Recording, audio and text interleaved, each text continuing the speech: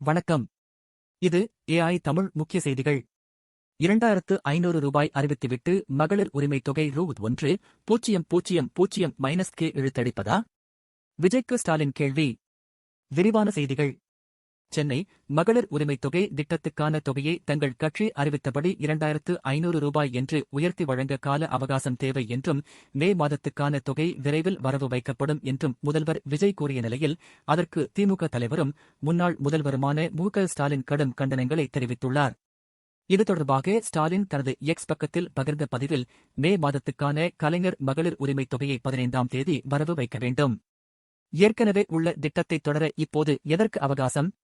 என்ன மறுசீரமைப்பு செய்யப் போகிறீர்கள்? திராவிட மாடல் அரசின் மக்கள் நலத்திட்டங்கள் தொடரும் என்று நேற்றுதானே சட்டப்பேரவையிலேயே சொன்னீர்கள். மாதம் ரூ.2500 என்று சொல்லிட்டு ரூ.1000 கூட தராமல் இழுத்தடிப்பதுதான் உங்கள் மாற்றமா என்று காட்டமாக வினவியுள்ளார் ஸ்டாலின். முன்னதாக தமிழக அரசு இன்று வெளியிட்ட செய்திக்குறிப்பில், மே 2026 மாதத்துக்கான கலைஞர் மகளிர் உரிமைத் தொகை பயனாளிகளின் வங்கிக் கணக்கில் விரைவில் வரவு வைக்கப்படும். பெண்களுக்கு மாதந்தோறும் ரூ.1000 உரிமைத் தொகையாக வழங்கப்பட்டு வரும் கலைஞர் மகளிர் உரிமைத் தொகை திட்டத்தை மறுசீரமைப்பு செய்ய அரசுக்கு உரிய கால அவகாசம் தேவைப்படுகிறது. மே 2026 மாதத்துக்கான கலைஞர் மகளிர் உரிமைத் தொகை பயனாளிகளின் வங்கிக் கணக்கில் விரைவில் நேரடியாக வரவு வைக்கப்படும் என தெரிவிக்கப்பட்டிருந்தது.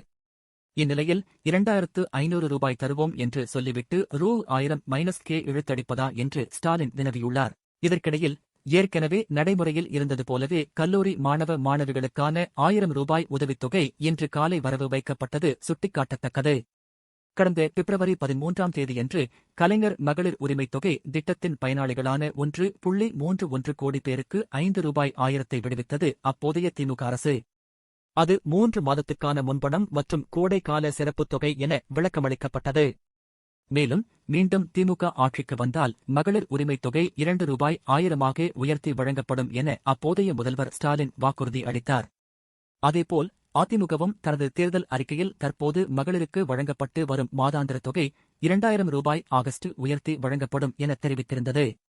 அந்த வரிசையில் தவக தனது தேர்தல் அறிக்கையில் 65 வயது வரையிலான அனைத்து மகளிருக்கும் மாதம் ரூ.2500 வரவு வைக்கப்படும் என்றது.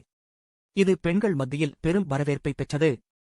ஆனால் இப்போது பெண்களுக்கு மாதந்தோறும் ரூ.1000 உரிமைத் தொகையாக வழங்கப்பட்டு வரும் கலைஞர் மகளிர் உரிமைத் தொகை திட்டத்தினை மறுசீரமைப்பு செய்ய அரசுக்கு உரிய கால அவகாசம் தேவைப்படுகிறது என்று அரசு தெரிவித்துள்ளது. மேலும் செய்திகளுக்கு இணைந்திருங்கள். நன்றி.